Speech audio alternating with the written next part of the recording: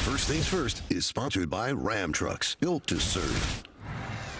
Welcome back to the show. Turn our attention to Memphis and Ja Morant. Depleted Grizzlies team lost to the Lakers last night. Clippers. Obviously, the story is Ja Morant.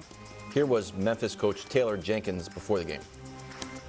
The focus right now is Josh taking on the responsibility to really get the help he needs to get into a better place, generally speaking, but also on the flip side, to be in a better place to, embrace the responsibilities and expectations as a member of this team. That's what we're dialoguing about. That's what we're going to support him through, but we're also going to hold him accountable too. I mean, there's not a definitive timeline. I mean, we have said that it's going to be at least these 2 games. We're taking it one day at a time. I mean, this is going to be an ongoing healing process. I can't comment in terms of what the exact timetable is going to be because it's really not a timetable situation. It felt like a little piece of news because when it first came out, we thought it was 2 games, right. And now he's saying there's no timetable. Yep. What's your reaction? All right, so to me, there's 2 lanes here. There's Ja the player and Ja the person. Ja the player, I hope he recognizes he has a real chance at making $1 billion playing basketball. Salary is about to be $60-65 million a year for the max guy. He already has a signature shoe. And I was thinking about this today. In a few years, could Ja Morant be the best American-born player in the league? I think so. Because Giannis, Luka, Jokic, Wembanyama, Embiid, they're all, and so the reason I mention that is there's a special marketing lane, even if he's not the best player, that he could fall into. So he's putting that at risk. But more importantly is the person part of it, and what he's doing is objectively dangerous. Right. And I'm not trying to brew a whole discussion on guns in America. I know it's a very polarizing topic. I'm not a gun guy. I respect people's rights, and I understand some people get upset. They're like, man, we're the most gun-loving country in the world, yet when a young black guy has a gun, people get a lot more. I understand that part of it. But I also understand this. When it comes to gun violence, Memphis is one of the most dangerous places in the world. Bloomberg just released the numbers. Memphis, number 3 in the entire country for gun homicides in America of any major city. We just saw young Dolph get killed in Memphis. This is a city I feel I have a connection to. My sister-in-law lives there. I visit there, go out there. I was there for the Heritage Classic recently. I love the city, but it is a dangerous place. And even if Ja is just showing out for the gram or whatever, he is putting himself at risk. Real risk. And you'd be putting yourself at risk anywhere, but particularly in a city with that much violence and that many guns. And it's overwhelming concerning for a great player and seemingly a guy that we all loved.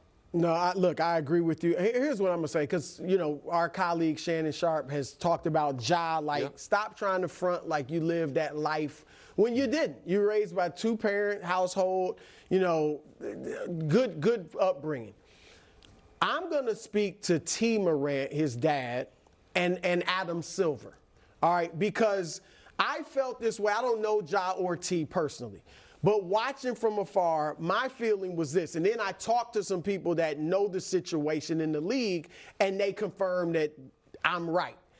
I feel like T. Morant did a great job raising Ja.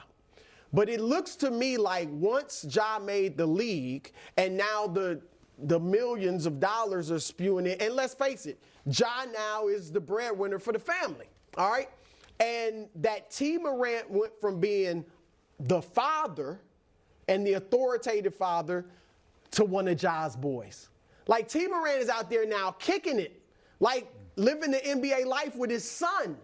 And he has to get back to being the father and sit down with him and say, look, you are blowing everything we work for. Basketball-wise, Nike, endorsements, all of this stuff. And Adam Silver, Twine, I think, has to step in too. Because David Stern, who was the commissioner when you played, he stepped in with Allen Iverson when Iverson wrote a gangster rap album, okay? Before he released it, he was like, no, you can't do this to the league. This is much worse. AI wasn't involved in nothing like this with guns. Adam Silver needs to call Ja in and talk to him about it. And I'll just add this, and I had a situation in my career, and you guys, I don't know if you guys remember, but I got robbed at gunpoint. Right. And, I remember that. And it was obviously a terrible situation. I put myself to blame a little bit, being outside late, too late. and put myself in that situation. But one thing that I did do, and I come from the inner city, and I got friends that love me and care about me and want me to, be great, but I allowed the police to do their job. Allowed the police to do their investigation, to do their work, to find the people that did it. They found them. I was able to go to court, testify, and the situation was over. Of course, my first thought was, yeah, I want to go back at them. But no, I stopped, let the police get involved. So I didn't, one, put my friends in danger. I didn't put my family in danger. And I didn't put myself in danger. I think some guys got to understand, you're an NBA basketball player now. You're not the same kid that grew up in the neighborhood. You're a player now. You're an all-star. You are a role model for a lot of kids. People love you. They watching every move you make. And I think sometimes as athletes, we get away from that. We forget that. Mm-hmm. And I've had some situations like that. And I grew up in the inner city, so I got rough guys around me. If somebody wanted to bother me, I can get them on the phone and call them. But no, I always think about, hey, I'm in the NBA now. I gotta, handle myself in a different way. And I think that's the one thing that you're seeing with Ja, with a lot of the young guys. They think they got to keep it real, or I got to be cool. But that ain't what's happening, because you're putting your family in, and obviously yourself.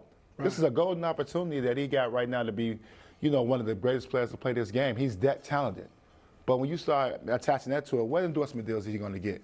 Yeah. I mean, what is he going to get? He's going to kill his career. And then you're going to start seeing the Nikes and all the people come off him. They're not going to want to have them represent his brand.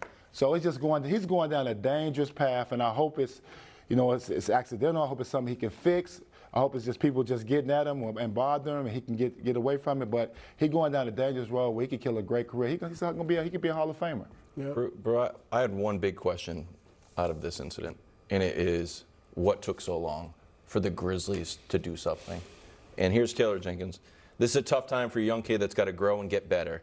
My hope is that he just gets better. And I think that feeling is legit, but this is not the first documented story. And maybe it was just a lot of smoke and no fire, but maybe it wasn't. Maybe there's been a few documented brush fires and other stuff that feels like people have referenced that's not necessarily in the newspaper. So to me, I was surprised that this situation came to a head. Now, optimistically, hopefully this wave has crested and we're on the other side of it. But were you surprised that it took so long for the Grizzlies to kind of step in? Yeah, I think they were hypnotized by his talent. They're the Memphis Grizzlies. They haven't won a championship. Yep. They're not used to they haven't even ever had a player of this caliber.